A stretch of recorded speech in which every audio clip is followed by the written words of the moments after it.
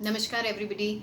आज जो मैं आप लोगों के सामने बताऊंगी कि एक सक्सेस स्टोरी के थ्रू आपको ये बताऊंगी कि सर्कमस्टेंसेस मैटर नहीं करते हैं। अगर आप कोई चीज़ मैनिफेस्ट करते हैं और अगर आपका ये ट्रस्ट है कि आप चीज़ों को मैनिफेस्ट कर सकते हैं, आपका ट्रस्ट है कि जो चीज़ मैं चाहता हूँ वो मुझे मिलेगा ही मिलेगा, तो उसके सामने चाहे कितनी भी मुश्किल प्रॉब्लम्स आ जाएं, चाहे कोई भी सिचुएशन आए, चाहे कोई भी सर्कमस्टेंसेस आए, वो चीज़ें मैनिफेस्ट होती ही होती हैं। मैं बहुत बार बोलती हूँ कि हमें बहुत से लोग हमारे पास आते हैं बोल के कि मेरा सिचुएशन डिफरेंट है। अगर मैं किसी स्पेसिफिक पर्सन को मैनिफेस्ट कर रही हूँ तो वो इंसान डिफरेंट है, वो बहुत अलग है।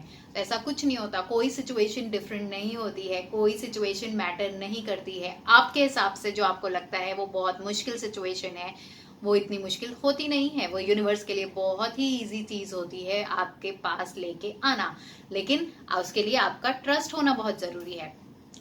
इसीलिए मैं आपके सामने ये सक्सेस स्टोरी लेके आई हूँ, सो दैट आप लोगों को भी कॉन्फिडेंस हो जाए कि अगर इस सिचुएशन में ये मैनिफेस्ट कर सकती हैं जो मेरी क्लाइंट है, तो आप लोग भी मैनिफेस्ट कर सकते हैं। So let's jump into the success story now.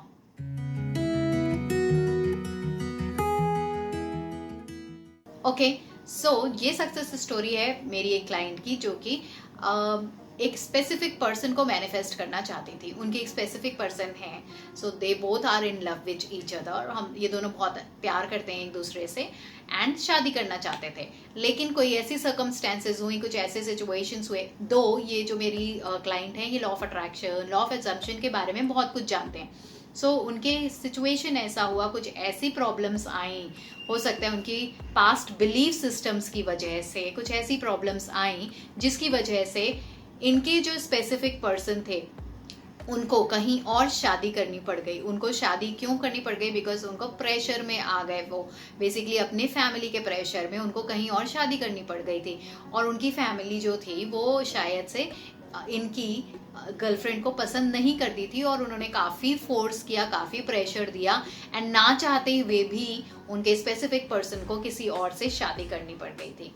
शादी हो गई थी, होने के बाद ये मेरे पास आई थी और ये मुझे बता रही थी अपनी सिचुएशंस एंड देन हम दोनों ने एक साथ काम करना स्टार्ट किया। इन्होंने हार्डली आई थिंक 2-3 महीने का टाइम लगा होगा जिसमें कि इन्होंने पूरा का पूरा जो सिचुएशन है वो टर्न अराउंड कर दिया, मैनिफेस्ट कर लिया। क्या हुआ, ये ज़्यादा से ज़्यादा अपने सेल्फ कॉन्सेप्ट पे काम करती थी। ये इनको एक ट्रस्ट था, इनको ये ट्रस्ट था कि इनका जो स्पेसिफिक पर्सन है वो इनसे बहुत प्यार करता है और ठीक है शादी हो चुकी है, बट फिर भी ये लोग साथ में होंगे ही होंगे। कैसे होंगे, कब होंगे, ये इनको मतलब नहीं है इससे, लेकिन इनको ये पता है कि ये दोनों साथ में ही होंगे। एंड मोर ओवर जो इनके स्पेसिफिक पर्सन थे वो भी जिस शादी में गए थे वो उतना खुश नहीं हो रहे थे और वो भी यही चाहते थे कि हम इनके साथ ही रहें। अब क्या हुआ कि जब ये अपनी सेल्फ कॉन्सेप्ट पे काम करती थी, अपनी लाइफ को पूरा एंजॉय करती थी, सिर्फ और सिर्फ एफर्मेशन में दिन भर टाइम नहीं वेस्ट करती थी, सिर्फ और सिर्फ उनके लिए विजुअलाइजेशन नहीं करती थी। एक तरीके का इनके ट्रस्ट था कि ये चीज़ होनी ही होनी है, कैसे होनी है, क्या होनी है, उससे उनको मतलब नहीं।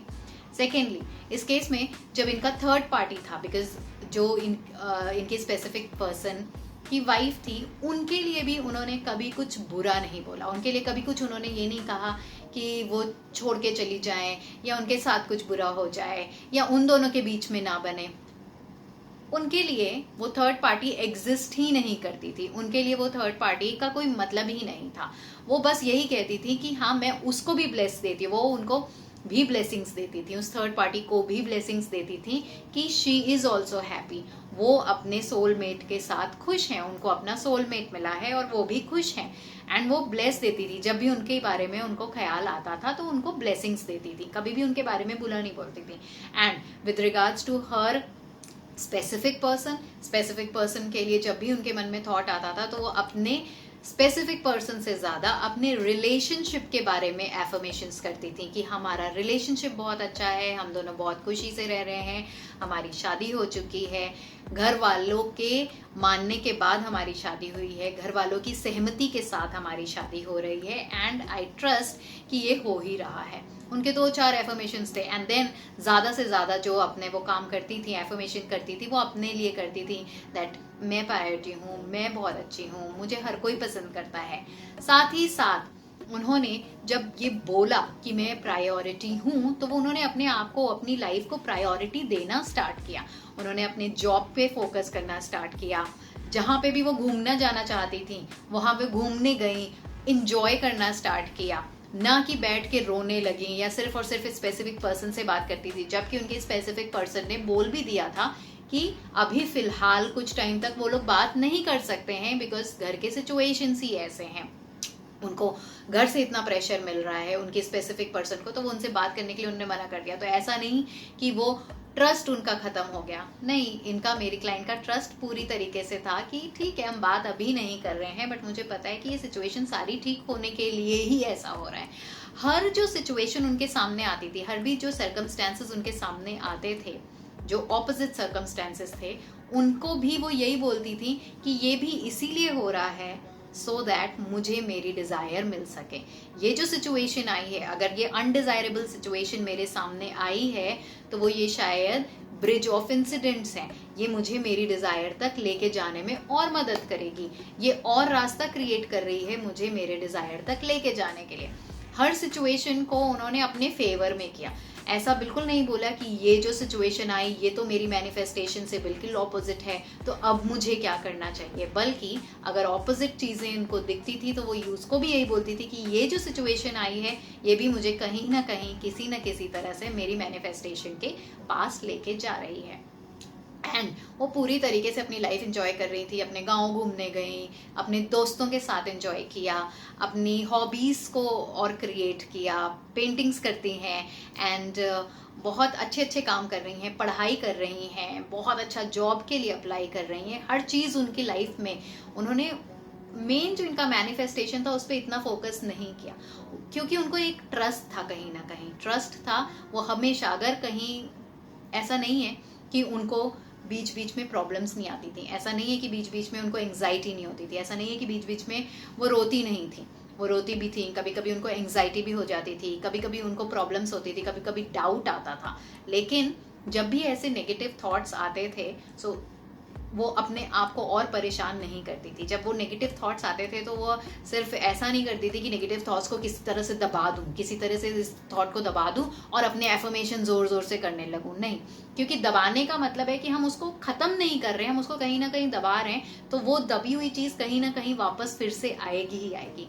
तो वो क्या करती थी कि उस थॉट को आने देती थी, उस थॉट को ऑब्जर्व करती थी कि यस ये मेरा थॉट है, ठीक है, मेरे मन में ये थॉट आ रहा है, मेरे मन में एंग्जाइटी आ रही है, मुझे रोने का मन कर रहा है, तो उस वक्त जब रोने का मन कर रहा है तो वो अच्छे से रो लेती थी, रोने के बाद हल्के हो जाती थी और फिर अपने आप को बोलती थी कि नहीं, अपना नाम लेके अपने आप को इंस्ट्रक्शंस देती थी कि नहीं, मुझे इस पे ध्यान देना ही नहीं है, मैं कुछ और काम करूंगी क्योंकि मुझे पूरा ट्रस्ट है कि मेरी मैनिफेस्टेशन मेरे पास आएगी ही आएगी। ये सारी चीज़ें वो अपने लिए करती थी, ये सारी चीज़ें अपने during the process of manifestations करती थी। और फाइनली क्या हुआ, एक दिन उन्होंने मुझे कॉल किया और उन्होंने मुझे बताया कि जो इनकी वाइफ है, उनकी वाइफ ही कुछ प्रॉब्लम्स हो गई हैं फैमिली मेम्बर के साथ और उनकी वाइफ ही नहीं रहना चाह रही है अब, और उनकी वाइफ, मतलब इनके स्पेसिफिक पर्सन को बिल्कुल भी एफर्ट्स करने की ज़रूरत नहीं पड़ी थी, बल्कि उनकी खुद की वाइफ ने ही उनको बोला कि मैं आपके साथ खुश नहीं हूँ या मैं इस फैमिली में मुझे अच्छा नहीं लगता और मैं कहीं और जाना चाहती हूँ। शादी के कुछ ही महीने बाद उन्होंने उनकी फैमिली के साथ खुद ही रिश्ता तोड़ लिया, उन्होंने खुद ही बोला कि नहीं, मैं यहाँ पे नहीं रह सकती हूँ, इस फैमिली में मैं एडजस्ट नहीं हो सकती हूँ। And then she moved on. वो भी खुश हैं, वो भी चली गई, वो भी अपनी जगह खुश हैं, वो भी किसी और के साथ खुश हैं।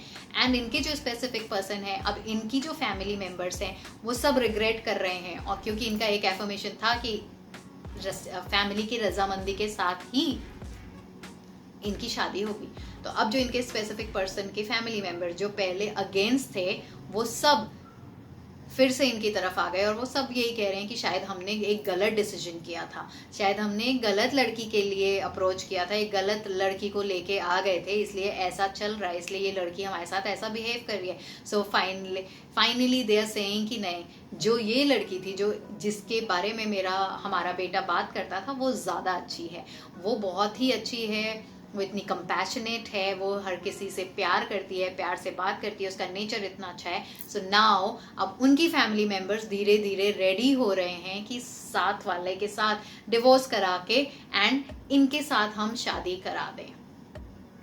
सो फाइनली इनकी अब जब इनका डिवोर्स होगा तो इनकी शादी, तो बेसिकली इनका manifestation is complete and she is very happy with this.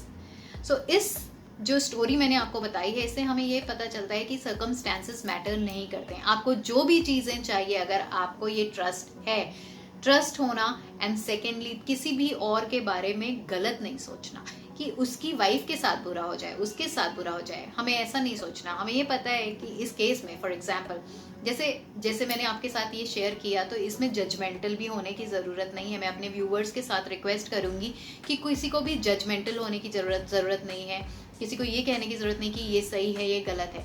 हर किसी की लाइफ है, हर किसी की लाइफ है, और क्या सही है क्या गलत है उनको खुद को डिसाइड करना है। कोई भी चीज़ ऐसी नहीं है जो सही या गलत है, इट्स ऑल हमारा पॉइंट ऑफ व्यू।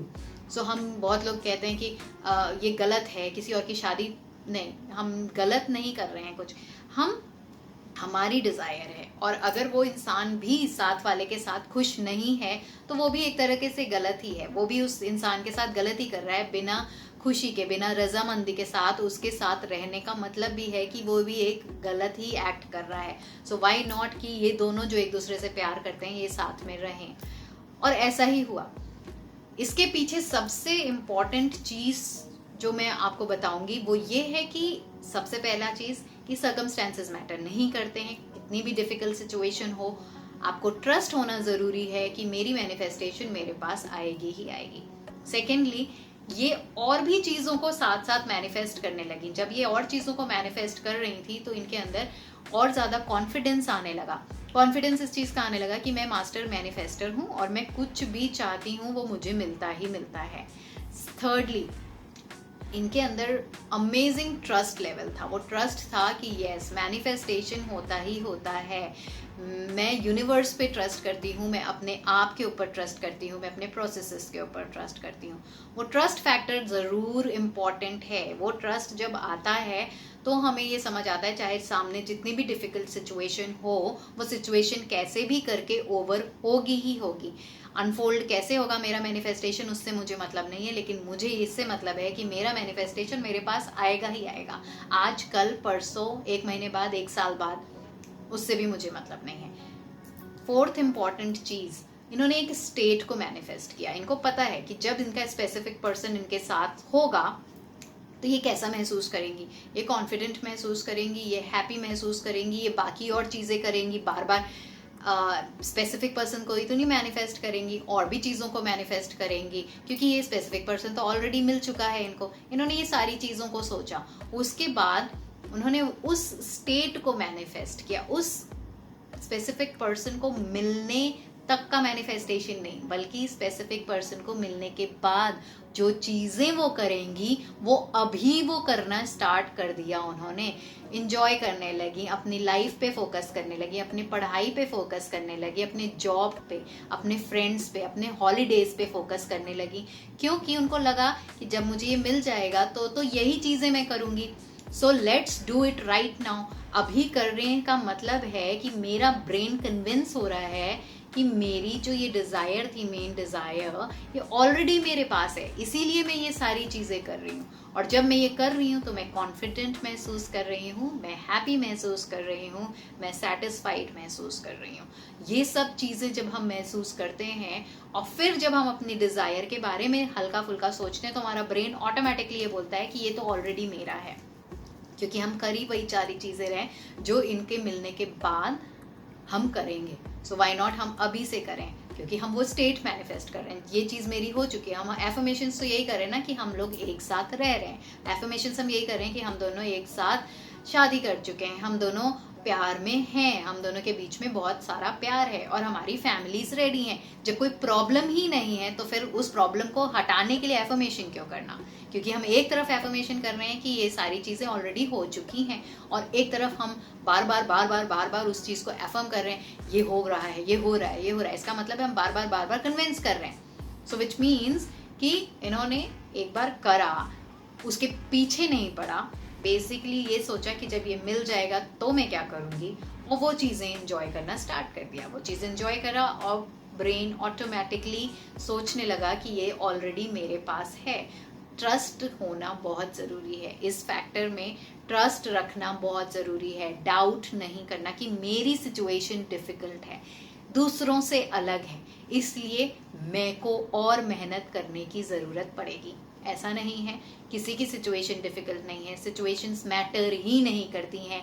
आपको मेहनत करने की ज़रूरत नहीं है मैनिफेस्टेशन में, सिर्फ और सिर्फ ट्रस्ट रखने की ज़रूरत है, अपने पे फोकस करने की ज़रूरत है। ऐसा नहीं है कि आप एफर्मेशंस करोगे तभी आपकी मैनिफेस्टेशंस होंगी।